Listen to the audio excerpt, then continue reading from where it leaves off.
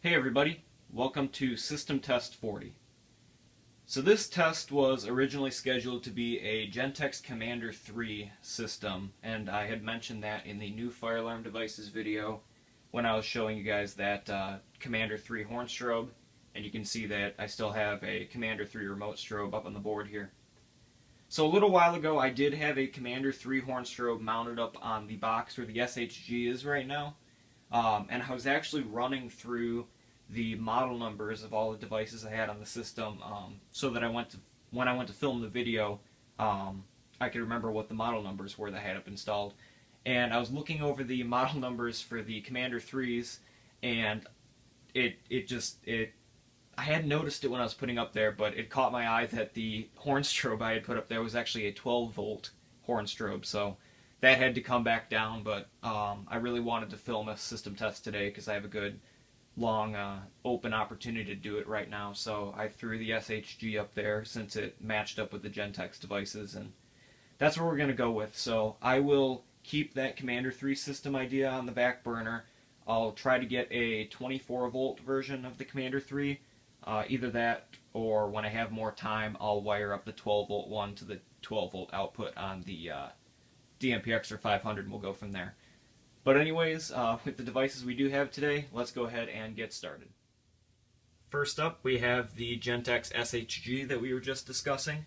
This is the original version of the SHG, but it has the high output strobe. There's still no reflector on the strobe. I guess it just has a higher intensity strobe tube in it, and there's a little bit of a magnifier on the strobe body. It still comes in around 15 to 30 candela, so nothing extreme compared to modern strobes. The knack for this horn is set on continuous, but it's going to be coding itself to the pulse march time pattern that these older ones had the option for. And then the strobe is wired separately onto the knack with the other remote strobe, so I'll be having audible silence available on the system today.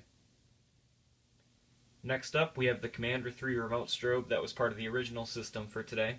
This is a model number GEC3-24WR. The 12WR was the other device that it caught my attention. It was 12 volts. This is set on 15 candela. It's a multi-candela strobe with the intensities ranging from around like 15 candela through 1575, 3060, and up to 75 candela. For the pull stations today, we have kind of an oddball mix since there isn't really one brand or type of pull station that has gone with Gentex appliances throughout the years. Over on the left-hand side, we have a Siemens MSM KD dual action pull station. And then over on the right-hand side, we have a fire-lite BG10.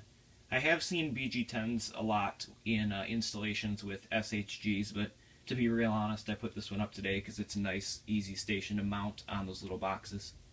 But anyways, let's go ahead and get started with the test. And we're going to go ahead and activate the MSM KD first to start things off.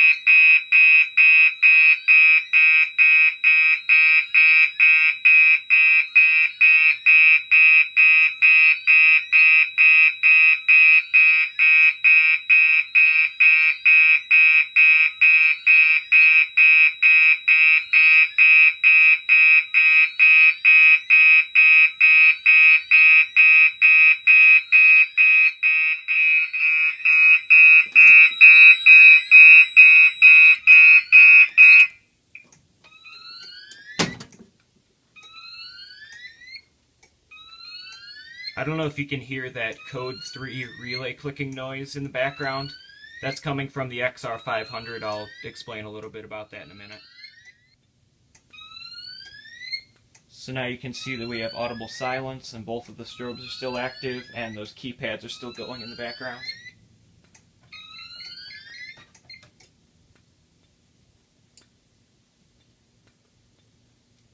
And now that code 3 sound from the XR500 has stopped.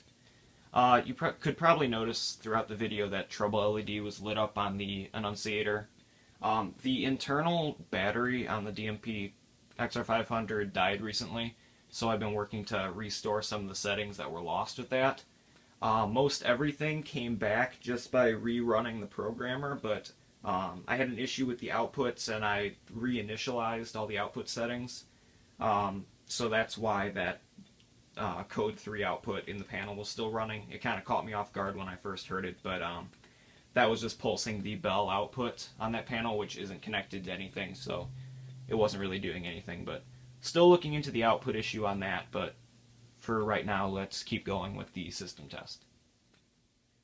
So let's reactivate the system with the BG10.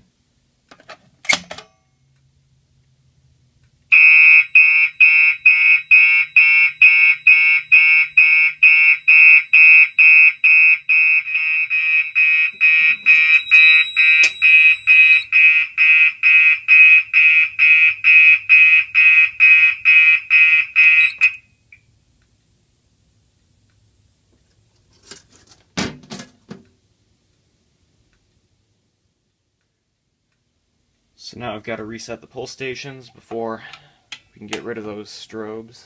Start with the BG10. This station actually has a brand new switch in it, since the BG10s were really bad about the switches going out on them, and the one in mine finally died.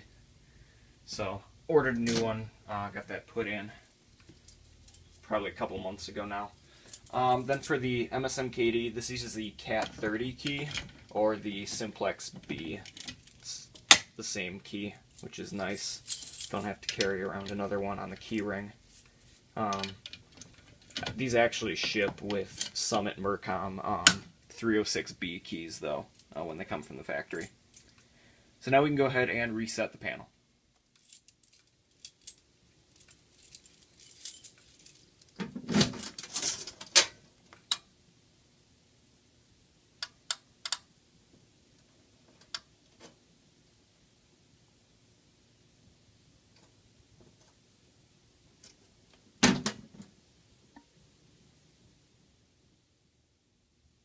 So now I'm going to go ahead and reset the XR500, but I also want to check on one other thing while I'm over here. So after this clears, I mentioned that after that battery failure in the panel, I've been having some issues with the outputs because I had to wipe them clean to get rid of some weird behavior, which is mostly that some of the outputs in the panel were stuck in the on position. There's one of the outputs that was not behaving correctly is connected to zone 4 on the sxl-ex, and that's the trip in for the water flow switch that's installed on those poppet zones for the Radionics poppet expansion system that's tied into the XR500. So that's on output number 6, I believe. So if I go into the menu,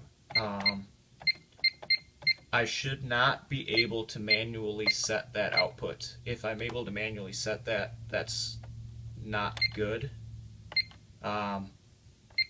So if I type in output 6, let's see if I can...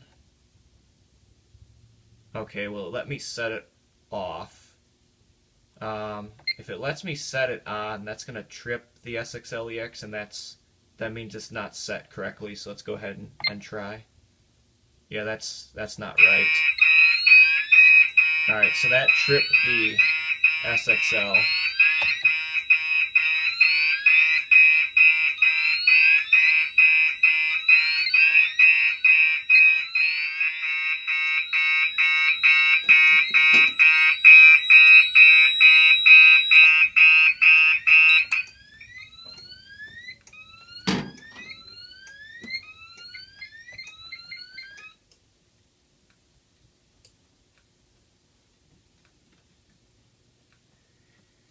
Alright, well, I'd set that output back to off, but I really have no way of telling whether or not it's actually off, so this might just re-alarm itself. If that output doesn't reset back to off, that's going to be a little bit of an issue. It should be on a setting called follow in the programming that will only let it follow the state of the zone with the flow switch on it. So if the flow switch is still activated, that output is going to stay active so that this panel won't reset. Usually if there's a water flow condition, you're not able to like reset. Well, obviously you wouldn't be able to reset the panel, but you wouldn't be able to like silence it out or anything. It keeps that pushing at this system if the other system remains in alarm.